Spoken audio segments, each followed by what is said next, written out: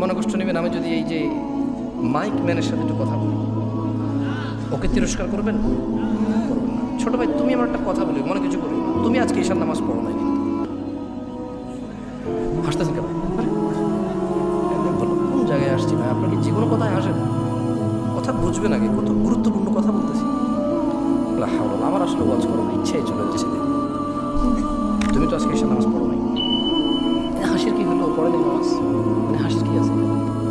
এটা আমি বুঝতে পারছি পড়ে নেই। এবার ওকে দিয়ে বলি, প্যান্ডেলওয়ালা আছে এই জায়গায়?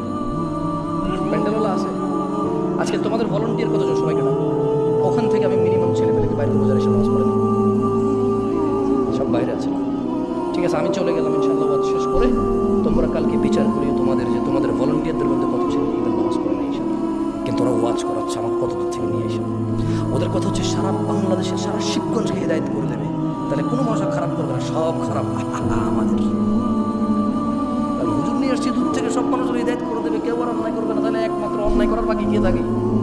আমরা আমরা আয়োজন করে হুজুর নিয়ে এসে সবাইকে ফু দিয়ে হিদায়ত করে।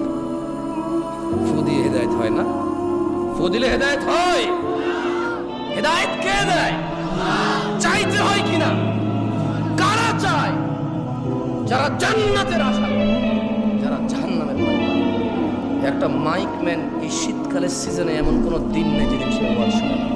এদেশের ওয়াজ যদি মানুষের খুব বেশি একটা কাজে আসতো, সবার আগে ও সবচাইতে ভালো মানুষ হতো। আমি ওকে খারাপ বলছি না, আমি ওকে মানুষ হিসেবে খারাপ বলছি না। আমার ওয়াজ যদি কারো কাজে আসতো, আমি বিলিভ করি প্যান্ডেলওয়ালা, মাইকওয়ালা আর স্বেচ্ছাসেবক ভলান্টিয়ারদের সবার আগে কাজে আসতো। কিন্তু আমি দেখেছি এদেশের আয়োজকদের মধ্যেই বেনামাজি, ঘুষখোর, সুদখোরে ভরপুর থাকে। দু একজন ভালো থাকে, দু একজনের ইচ্ছা চেষ্টায়। বাকিরা যে সাড়া দেয় এটার জন্য তারা নেকি পাবে যদি তারা নামাজি হয়ে পড়ে। আর বেনামাজি পড়লেও তুমি হিসেবেই আসবে। আল্লাহ আমাদের বোঝার তৌফিক দান করুন। তোমাদের যাদের বয়স